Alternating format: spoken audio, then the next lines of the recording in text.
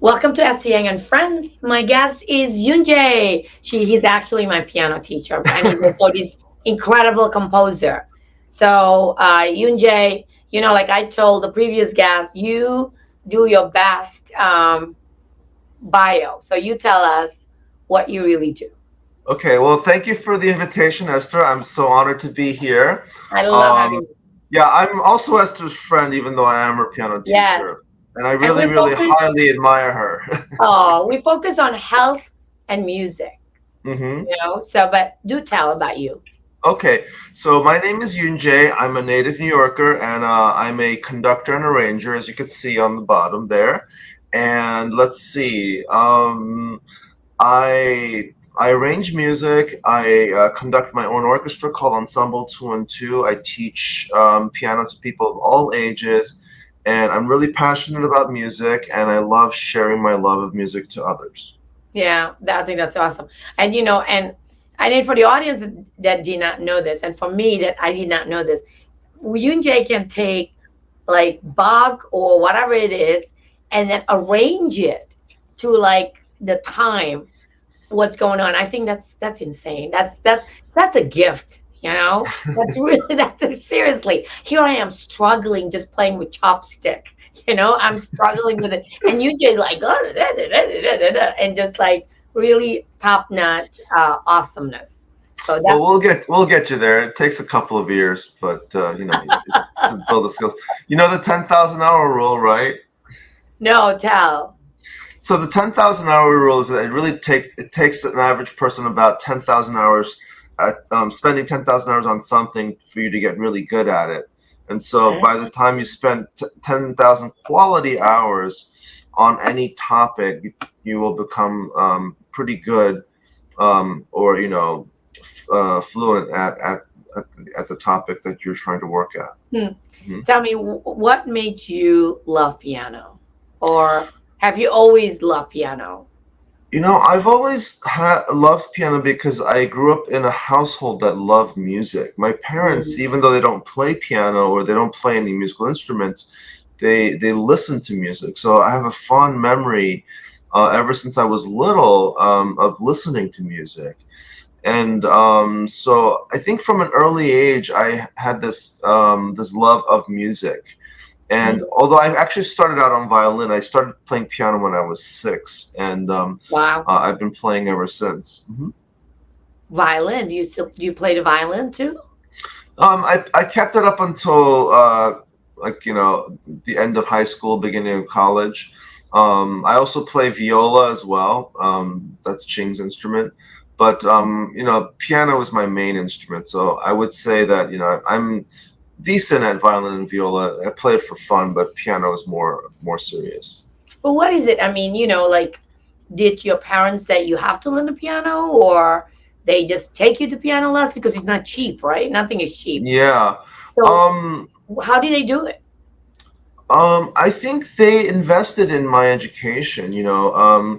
I think I'm very, very grateful that my parents, when it came to things that I needed, they really didn't spare any expense. I mean, they really, really made a lot of sacrifices. And of course, I didn't know it at the time. I was 6 years old, and um, it wasn't forced on me, but I didn't ask it for it either. But I did it, and I enjoyed the lessons. I can't really say that I really enjoyed practicing, but then again, nobody really taught me how to practice correctly. So I learned that Yeah, much, because much your later. parents are not classical pianists. Yeah. They don't play the piano, but they um maybe it's just typical Asian culture. They just Yeah. hmm they focus on their children and really, encourages the kids. Yeah. So I was really grateful for that, and I think it really, put me on the right path. At least I think. Mhm. But you're composing not just for this country, right? Because I remember you said that you're composing somebody from Singapore. I mean, you compose from all over the countries that come and ask you to arrange their music. I think that is crazy. I mean, Yeah, so what I that. actually do is, so I actually have arrangements that I made. Nobody asked me to do them, but I freely chose to do it. And this is rare because most composers are asked to do certain things. And I've done that in the past. So they get commissioned. I don't really get commissioned, at least not yet. So most of the work are things that I think that people will enjoy performing. And so, for example, I have a arrangement of the Nutcracker, Tchaikovsky's Nutcracker, and it's a very, very famous ballet that what is it? Everybody does during Christmas time. And so 2 years ago, in 2021, the Singapore Symphony, they were doing a concert that was remote because of the pandemic, and they had a smaller orchestra because they didn't want to have the entire orchestra playing on stage. So they rented or borrowed my version of the Nutcracker, which is for a smaller group, and they performed it on a video, and then they web streamed it for their audiences. Whoa. See, I think that's crazy. That's incredibly gifted, because you have to make it not this huge thing, but it's almost like you are a music editor in a way, because you arrange the notes, right? Yeah, I would say it's sort of like taking like a story. Let's say like you have a book and you want to make it into a movie, right? And so you have to kind of rearrange the book to work on screen. Or it's like taking a movie and then making into a book or something else, or even into a play. And not everything is going to work exactly the same way, because if that if you read a book and you read the and you watch the movie based on it, it never is exactly the same. I would say that my work isn't as drastic, but because I don't like really change the music around, I just adapt it so that it could be played. But I rarely go so far as to like inject my own music into it, So it's mostly exactly what the composer wrote, but just playable for smaller groups. That's how I could best put it. I mean, you also teach piano. I mean, so you also take students, because I know you took me. I mean, I'm for the audience, I'm hopeless. I'm hopeless. Oh my God. No, you're not. But for me, I'm hopeless. Oh my God, this is so embarrassing. But what is it about? Sorry, my cat. I have a cat that just likes to, she just what is that noise the cat's saying? Anyway, what is, what do you think about health and music? I think it's so important because music is so integral to mental health, but it's also important to physical health as well, because when you're playing an instrument, like I mentioned right to you in our lessons, it's an actual physical activity. So it's no different than like aerobics and things like that. And many people. I think it's also good for neurological, for dementia, because you have to learn something new. Yeah, because you're basically using three senses at the same time. Okay, you have to look at the music, you have to listen to the music, and you're feeling the instrument. So it's all those three things working together. And of course, I'm not a neurologist, and I haven't done the scientific studies of how music affects the brain, but there are many studies out there, and all of them are very, very positive. Yeah. There are many studies. Even like when Grace was little, when she was still in my belly, my daughter Grace, I do listen to classical music, because they said little Einstein, and even with the piano, I have to think to like the fingers, you're good at fingering, obviously, to doing it. And just for the audience, sometimes I purposely put the camera a little bit off, but then he caught onto it. Yoon Jae was like, move the camera so I can see your fingers. And then just for the fun part, he's like, I'm trying to do it really fast. He said, oh, what happened to your index finger? Because my index finger will just go on in its own. My index finger will go on rogue. That's really the easy one. And I'd be like, oh my gosh, how could he see that? But whatever. But I think it's, again, that's your gift though. So how do people contact you for piano lessons?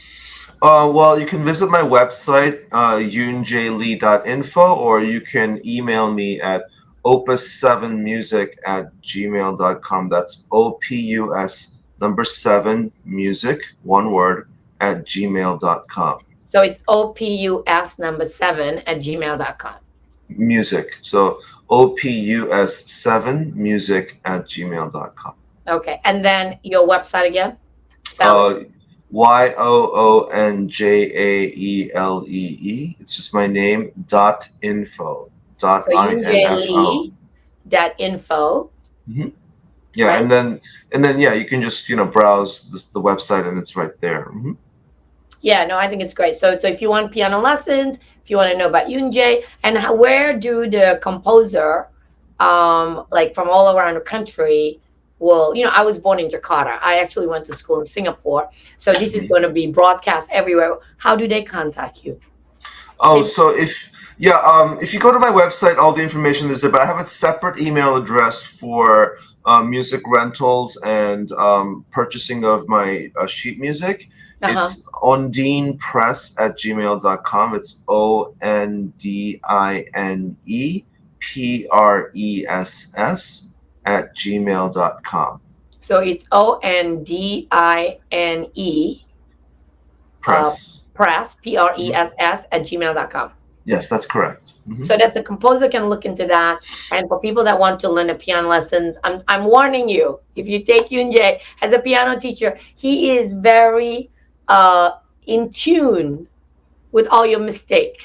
So just to that's me being my conductor. Ha ha ha. Yeah. But it's a blessing, because it's a good thing that that you want somebody who's actually very supportive, and also somebody that's in tune of your learning skills, and I think that's one of them is your gift.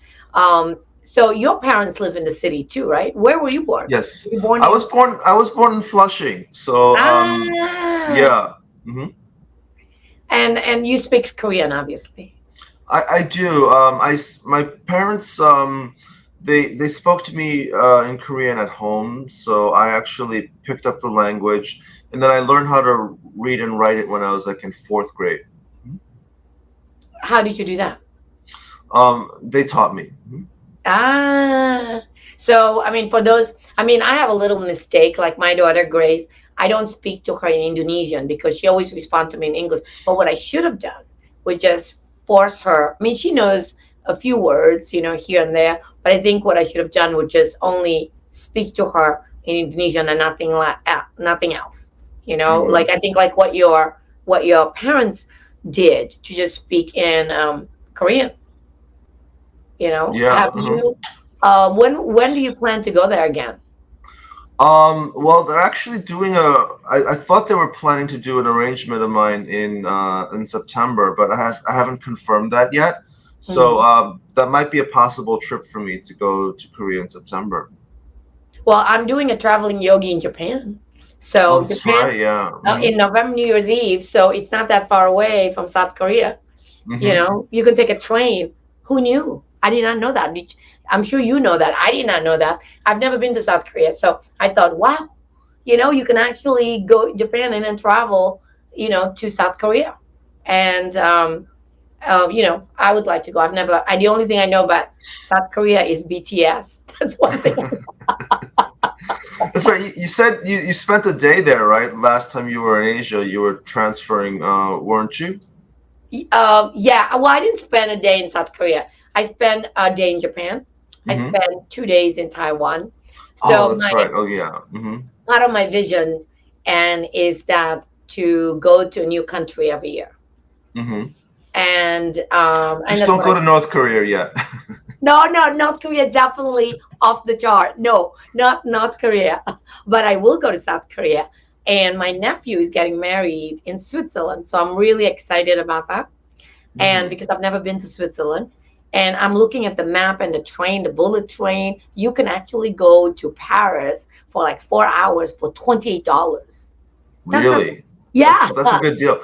There's a train that goes from Paris to Budapest, I think. That is, because my niece said, and Esther, let's go to Budapest. So I am going to be a typical aunt. I'm going to be appropriate during a family dinner to avoid me being disowned by my family. I will show up at the wedding on time.